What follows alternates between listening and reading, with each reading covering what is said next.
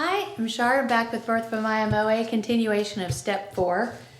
We've just cleaned up the sides inside to get the glue out, and now I'm going to put this set of sides into a mold and get it ready for the top and back to go on. So this first thing I'm going to do is I put it in the mold, and then I'm going to sand the top to be perfectly flat, and I'm going to sand the back to be that dome 15-foot radius that we have on all of our instruments. Before I put these sides into the mold with the top side down on the work surface, I'm just going to take this rasp here and knock off the little glue bubbles you can see, because it's gonna, I just want this to start out being as flat as possible even before I sand it. I want it to be flush on the table. So I'm just quickly knock those little glue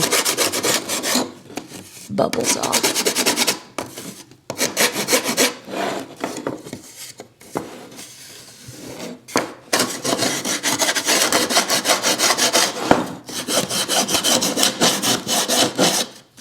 So there's two really good reasons to do what she's doing. One is she wants a surface that starts out as flat as possible before she starts sanding it. The other is that dried glue is the hardest thing on your sandpaper and on your fine chisels.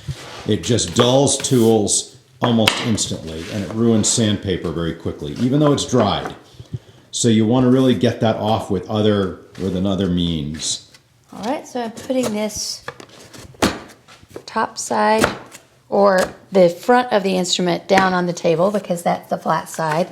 And I know which side that is because A, I put the serial number on it, and B, I also marked an arrow saying this is the top side. So I want to be sure I have that orientation correct. And then I'm pressing this into the mold, because once I put it in here, I'm not going to move it until I'm going to sand the side, the surfaces, the top and back, and then I'm going to glue on the back and glue on the top, and I'm not going to move these sides at all. So I'm going to clamp this in.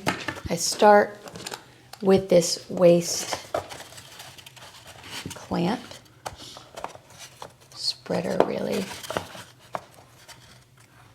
And this one, Ben designed this so that it can be removed through the sound hole. So this is actually gonna stay on all the way through the top, getting glued on.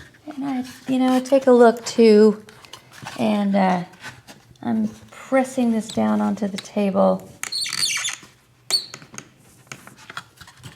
Get this as flat as possible.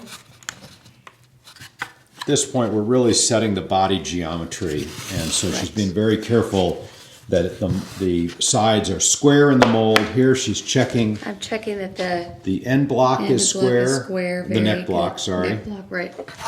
And so I also have the waist is pressed up against the mold. You can see on the top and the back. So because I want those sides to be square. All right. Now I also put in some number of other. And these are just temporary. These will get pulled out after the back is on. Right. But it's to give it give stability while I'm sanding. Sometimes I leave that one out if it messes with my neck block, which it doesn't. Neck very square. It's good. So what she's checked there, it would be possible to put in this spreader right here and have it pull, and thus mess up the squareness of the neck block. Just for the neck installation. So. And you've kind of always got priorities with the body geometry. That's how I think of them. You don't ever want that neck block messed with, and the squareness of the top to the neck.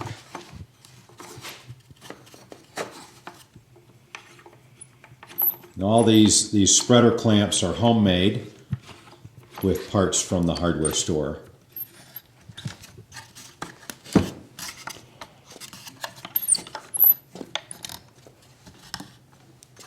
Okay. Okay. Very good. We're looking good in the mold here. We've got our center lines looking great. And now I'm going to, as you recall, we glued the back kerfing in just proud of the sides. So now I have to make this a smooth surface so that I can glue the back on. And you can see, I'm just zooming in for you. And I'm also going to knock off these just little nubs of glue before I start sanding.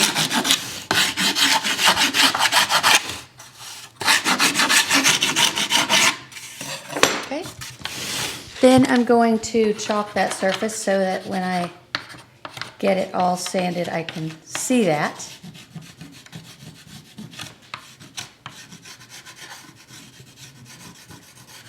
And all of the chalk has been touched, then I know that I have a smooth gluing surface. So what she's doing is getting chalk, there you see it, on the sides, because the kerfing, we know that's proud. So that's going to get sanded away right away. And what she needs to look for is that chalk mark on the sides and that being gone all the way around. All the way around. Okay. So I'm wondering now, this video is 6.5 minutes, if we should split.